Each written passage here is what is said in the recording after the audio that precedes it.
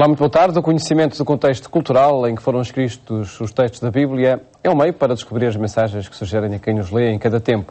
Neste programa analisamos os que são lidos nas Eucaristias deste domingo, no diálogo com o Padre João Lourenço, diretor da Faculdade de Teologia da Universidade Católica Portuguesa, e o Dr. Juan Ambrósio, professor de Teologia nessa mesma faculdade. Muito boa tarde, obrigado por estarem neste programa, onde de facto queremos propor análises aos textos da Bíblia e as três leituras que se escutam nas Eucaristias deste domingo, o Padre João Lourenço, oferecem uma unidade temática? Ora, muito boa tarde. Quer dizer, nós às vezes andamos à procura das unidades temáticas e quando as queremos encontrar, elas estão lá, não é? Não construímos-las. Mas creio que a bem da verdade até acontece. A bem da verdade e querendo de facto encontrar um ponto de convergência e um dinamismo que empreste sentido e que empreste unidade a estas leituras, eu acho que juntava aqui dois temas. Um é quase como um apelo e classificável de uma espécie de aprendizagem de vida. Estas leituras são uma espécie de um convite a aprender a viver. Aprender a viver, talvez isso sobressaia mais no texto de Paulo, na segunda leitura da carta aos Coríntios. Paulo, um homem naturalmente com toda a sua experiência, mas que acima de tudo testemunha essa experiência e faz dela, ou seja, e propõe-na quase como exatamente um modelo de vida, um paradigma de vida. Mas isso está também na primeira leitura, no profeta Ezequiel e no Evangelho. Mas o tema assim mais sobresaliente ou mais expressivo destas leituras, eu acho que é de facto o encanto, a surpresa, deixar-se surpreender. E a fé tem exatamente isto como paradigma. Uma abertura de espírito em que cada um de nós sempre se vai deixando surpreender. E surpreende-se não apenas ao efêmero, ao temporário, mas fundamentalmente aos valores e ao projeto, e à dignidade e àquilo que é de facto consistente. E nesse sentido eu acho que quer a primeira leitura, quer o Evangelho, Jesus foi uma surpresa para os homens do seu tempo, continua a ser hoje uma surpresa quando nós entramos de facto no fundo, no alicerce, no sentido da sua missão e a lemos a partir do coração, não apenas a vemos em função do proveito do imediato, mas em função de facto de valores consistentes naturalmente que temos aqui e é também um bocadinho dessa surpresa que nos fala Ezequiel. Deus é de facto a surpresa permanente. Eu pegava nesta ideia da surpresa para dizer aquilo que é para mim uma surpresa nestes textos.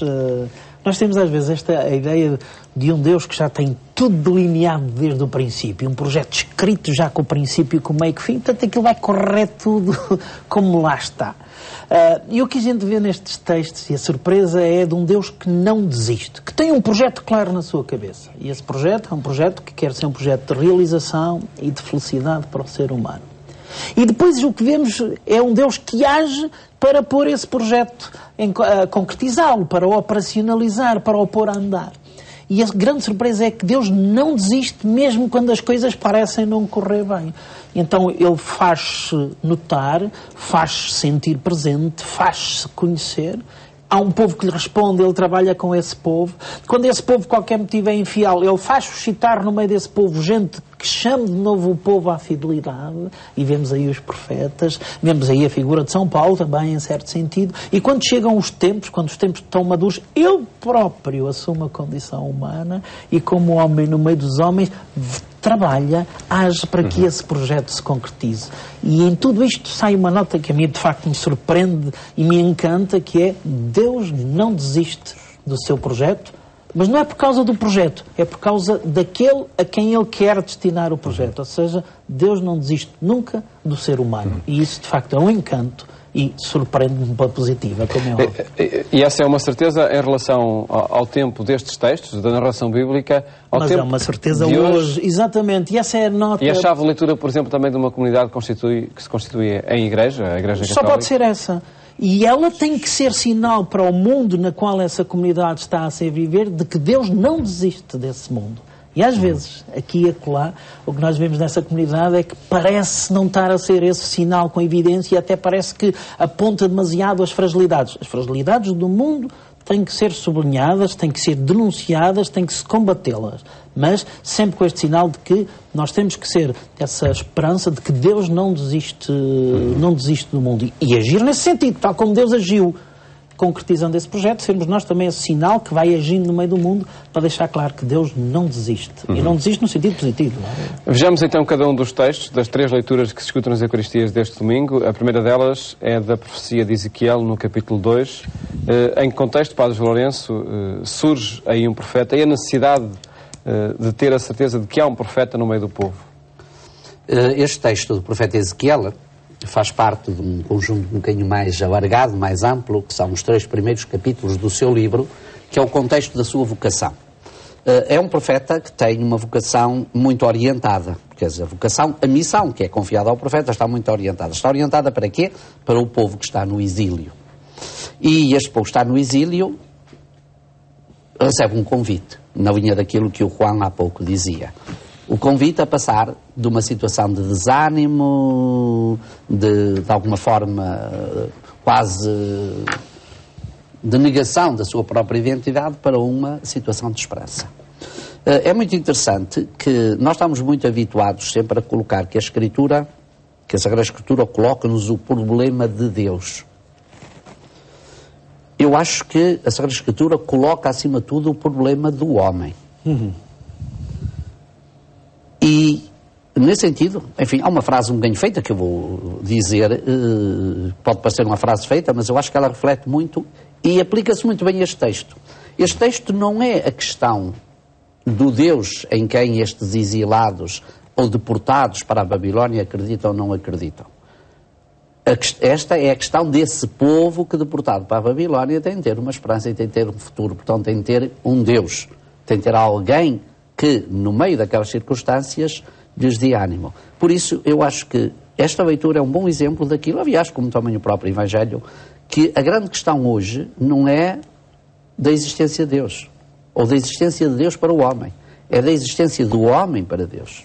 A grande questão hoje é do sentido da humanidade aos olhos de Deus, o sentido do projeto da humanidade aos olhos de Deus, o sentido da humanidade em termos de futuro, que homem é. E isto não tem só a ver com questões de fé, também tem, e é por essas que nós pegamos, porque é nessa qualidade que naturalmente abordo esta questão, mas tem a ver com as questões do próprio futuro da humanidade, em termos de futuro mesmo, de futuro da sua condição, futuro da sua qualidade de vida, futuro da sua identidade, da experimentação de todos os obstáculos que o rodeiam. Ou seja, Deus continua a interessar-se pelo homem. Portanto, a grande questão é, de facto, o homem que está no centro da história, por quem Deus se interessa. E é interessante pelo homem que Deus nos abre exatamente um futuro de esperança. Eu não posso deixar de sublinhar esta dimensão, a mim parece-me de facto fundamental. E se olharmos para este texto e para o que é a vida deste profeta Ezequiel, mas dos outros profetas, vamos perceber uma coisa. Dizia a pedaço que Deus não desiste. E acrescento a isso, Deus aposta no ser humano. Se nós virmos todas estas situações de algum desânimo, de alguma frustração, de alguma perda de horizonte, algum de exílio, sofrimento, de exílio, a solução do desterro, a solução não vem de fora. Deus faz suscitar na história, no meio da história concreta, da situação concreta em que esse povo se encontra, procura parceiros, digamos assim, respeitando a liberdade, correndo o risco de que se lhe diga que não. Mas procura e suscita parceiros no concreto dessa história, ou seja, é do interior desse povo que vai suscitar esses parceiros para com eles ajudar e dar critérios e apontar caminhos e propor soluções. E, portanto, leva a sério o ser humano. Não olha para ele a fingir, não desiste dele e leva-o a sério e procura a solução com ele. Não contra ele e muito menos apesar dele. Às vezes a gente pensa um bocadinho assim, se isto não fosse o ser humano até as coisas funcionavam. O problema é que este projeto só pode acontecer com a colaboração do ser humano. E passamos à análise do segundo texto que se escuta nas Eucaristias deste domingo. É retirado da Epístola do Apóstolo São Paulo aos Coríntios, no capítulo 12. Há pouco dizia o Padre João Lourenço que este texto ajuda a aprender a viver. De que forma é que estão esses desafios? Este texto tem inúmeros desafios alguns daqueles que são evidentes, e outros, no fundo, também pela força que nós lhe conferimos, porque o texto também vale na medida em que eu... Nos interpela. Nos interpela e eu faço o diálogo com o texto. Claro. A relação dialógica entre o crente e um texto que é fundamento da sua fé é diferente de uma mera leitura de cordel ou de uma leitura de romance, não é? Portanto, eu próprio empresto ao texto, a partir da minha experiência vivencial, sentidos, significações que que se convertem em mim dinamismos e forças para o ato de existir, para o ato de viver. Eu há pouco sintetizava um bocadinho que, de facto, este texto é uma espécie de aprendizagem de vida. Paulo, na sua riqueza vivencial, na sua experiência plural, não é? Mostra-nos aqui uma nova identidade cristã, que não parte de um paradigma feito, não parte de um paradigma como nós o instituímos hoje, não parte porque hoje em dia na nossa sociedade nós temos os layouts já estão desenhados e depois encaixamos lá as pessoas, e as pessoas próprias se encaixam lá e pensam que valem a partir desses figurinos. É como os modelos, não é? Eu imito aquele e penso que estou a imitar o verdadeiro... Na vida cristã e na vida espiritual não é assim. Não há paradigmas, não há modelos. Pode haver exemplos que são algo diferente, mas não há layouts já feitos. Não. Paulo tem, exatamente, transmite aqui, na sua experiência, na sua riqueza, no fundo, desafiando-nos a olhar as próprias fragilidade humana, que é muita, como todos nós sabemos, embora nós a tentemos ignorar e encobrir, mas a fragilidade humana também é muita, as limitações humanas são muitas, e Paulo ensina-nos aqui a olhar para elas com uma matriz de esperança, com dinamismo de força. Provocações, parece quase provocações, dizer que nas minhas fraquezas é que me alegro, quando sou fraco então é que sou forte. É que sou forte, exatamente porque Paulo é um homem de fé, um homem com uma fé profunda, e é necessário essa chave, essa perspectiva. E ele sabe que tudo o que conseguiu na vida, diante das inúmeros obstáculos que lhe apareceram, não é obra só dele, não é? É obra que o acompanha. É certamente fruto da sua força interior, mas também é de muito resultado de muitas coisas. Para ele era exatamente a fé e era a força que lhe vinha de Jesus Cristo, do testemunho. E há aqui uma nota que era, julgo eu, na continuidade disto que está a ser dito pelo Padre João Lourenço, uma nota que seria também importante sublinhar. É que esta consciência da fragilidade abre-me à percepção de que aquilo que eu transmito e partilho com os outros não é meu. Eu não sou dono daquilo. Eu recebi também esse projeto e vou partilhá-lo com os outros. Portanto, mais ainda, podemos até pensar que esse projeto não se esgota em mim, nem é só para mim, mas é para todos. Para toda a humanidade. E por isso eu estou ao serviço desse projeto. Eu não sou o dono dele. Portanto, ele não depende só das minhas capacidades, das minhas forças, do meu gênio, da minha inteligência, da maneira como eu sou reconhecido no ambiente em que estou a viver. Não depende só disso. E isso dá-me, de facto, outra capacidade de perceber que eu estou ao serviço desse projeto e não é o projeto que está ao meu serviço. Agora, tendo sublinhado esta nota e a importância, daí essa dizer, é quando eu tenho consciência de que este projeto não é meu e que é um dom que me é dado, então é aí que eu verdadeiramente sou forte, porque aí eu percebo que a força do projeto não reside nas minhas forças, mas no próprio projeto, e mais do que no projeto, aquele que o propõe, que é Deus. Tendo dito isto, no entanto, é preciso aqui sublinhar uma outra nota. É que isto, se for entendido de uma maneira muito radical e errada, desresponsabiliza-me, que é neste sentido. Se o projeto não é meu, então o responsável dele que o faça. E essa é a outra nota muito interessante de São Paulo. É que, tendo consciência de que o projeto não é dele, ele age como se tudo dependesse dele.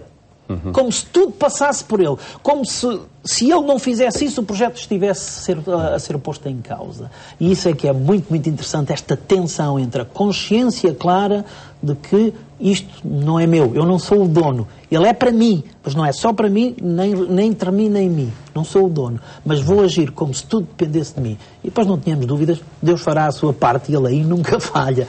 Portanto, é muito interessante este texto, o desafio que nos lança. Muito bem.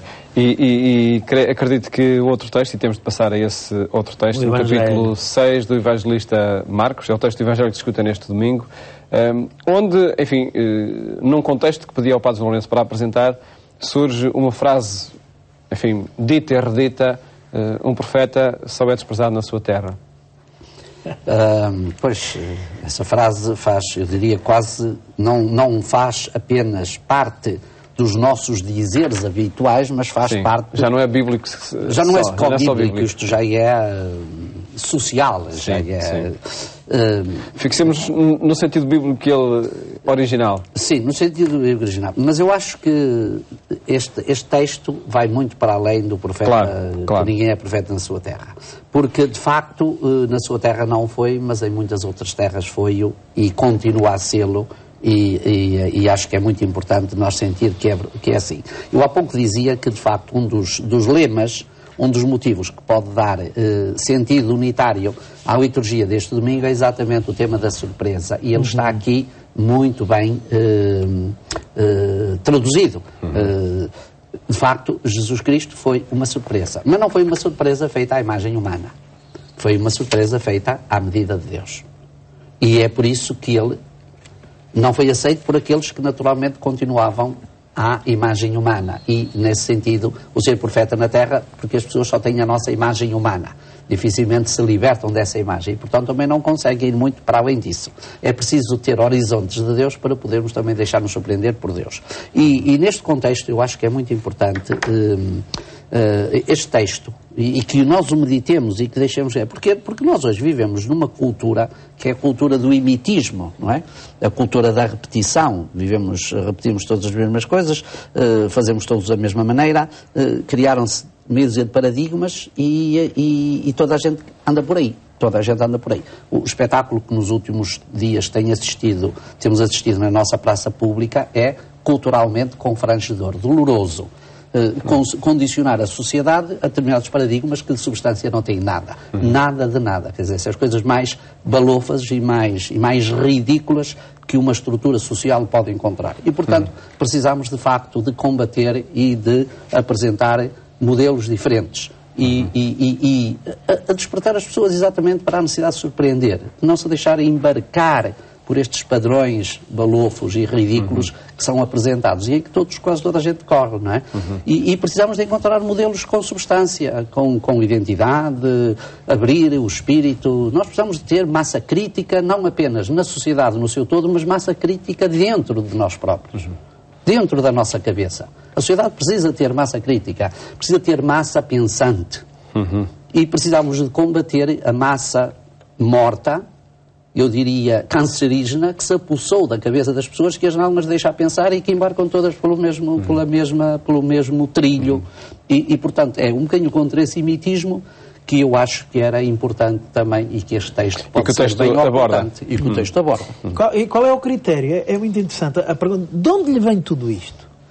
Que sabedoria é esta que lhe foi dada? É a questão que se levanta. Exato, deixar-nos interrogar. E quando nós vemos estas perguntas, a nossa fé aponta-nos um caminho para a resposta. De onde é que vem esta sabedoria a Jesus? De onde é que lhe vem tudo isto? Eu diria, vem-lhe da intimidade. E o que é que eu quero dizer com esta expressão? Vem-lhe da intimidade que ele tem com Deus Pai. Ou seja, da relação de intimidade que ele tem com Deus Pai. Portanto, ele conhece desde a intimidade a proposta que Deus tem para fazer. Mas vem de uma outra relação de intimidade, da relação de intimidade que ele tem com o ser humano, com a condição humana, com a história humana. Por isso ele sabe quais são as reais necessidades desse ser humano, dessa história humana. E o que ele faz é que ele sabe que a proposta de Deus, que ele conhece da intimidade, é para aquela situação concreta humana que ele também conhece de intimidade. Por isso tem a palavra certa, no momento certo, para a ocasião certa. Este desafio da intimidade, penso que era uma das coisas que nós hoje somos chamados a fazer. A intimidade de vivermos mais intimamente a nossa relação com Deus, as próprias comunidades, os crentes em si, mas mais intimamente com a situação histórica e humana em que estamos inseridos. E às vezes nós estamos muito fechados sobre as nossas comunidades, pouco íntimos dessa situação histórica, talvez porque tínhamos medo de nos deixarmos conspurcar por ela. Não parece que seja esse o caminho, porque é nessa história concreta que acontece a salvação, é para essa história concreta que é a proposta de Deus. E por isso o que vemos neste texto é que quando tudo parece desaconselhar, ainda que não esteja aí dito, o que nós vemos é que e fechamos o círculo indo outra vez à primeira leitura, Deus não desiste e faz suscitar, não é, pessoas que na liberdade colaborem com este projeto. Agora, esta questão da intimidade, de levar a sério o momento histórico em que estamos a viver e aí viver a relação com Deus e ver como essa relação com Deus fecunda o momento histórico que estamos a viver, abrindo-lhe novos horizontes de esperança, de sentido positivo, penso que pode ser um caminho bem importante para os dias de hoje. Contando com as forças próprias, mas sobretudo com o poder que nos é dado, como dizia a senhora. Sabendo que tudo vem de Deus e fazendo como se tudo dependesse de nós. O texto termina com uma admiração por parte de Jesus, a falta de fé daquela gente. É verdade. Eu hoje diria que não é só a falta de fé, é a falta de criatividade. A falta de espontaneidade. Esta falta de novidade, não é? Tal desprendimento de modelos... De liberdade interior que precisamos. Quer dizer, porque o que eu acho que é importante também neste texto é que ele não mostra apenas a surpresa perante Jesus. Ele ajuda-nos também, ou deve ajudar-nos, a questionar-nos sobre a nossa capacidade de nos deixarmos surpreender. E hoje, de facto, isto é muito pouco. Nós precisamos de criar formas, momentos, atitudes que traduzam exatamente, ou que expressem uma ferramenta humana para a surpresa, para se deixar surpreender, para não estar tudo... Nós temos hoje a vida toda mecanizada. E onde é que há, e de facto, espaço para a surpresa? Quase não existe. Mas o problema não é só não haver espaço. O problema é que já não há ferramentas formativas, estruturantes da pessoa humana que o ajudem a surpreender-se. A contemplar isto que é diferente, que é novidade, que não é o já feito, que não é o déjà vu, que não é o já experimentado, mas que seja algo de novo nesta redescoberta. Nesta redescoberta da identidade humana. Que emerge também desses textos. E agradeço terem estado aqui neste programa a apresentar estes desafios. Um programa, de facto, onde quisemos apresentar os textos bíblicos que se escutam nas Eucaristias deste domingo. Votos de bom fim de semana e até à próxima segunda-feira, se Deus quiser.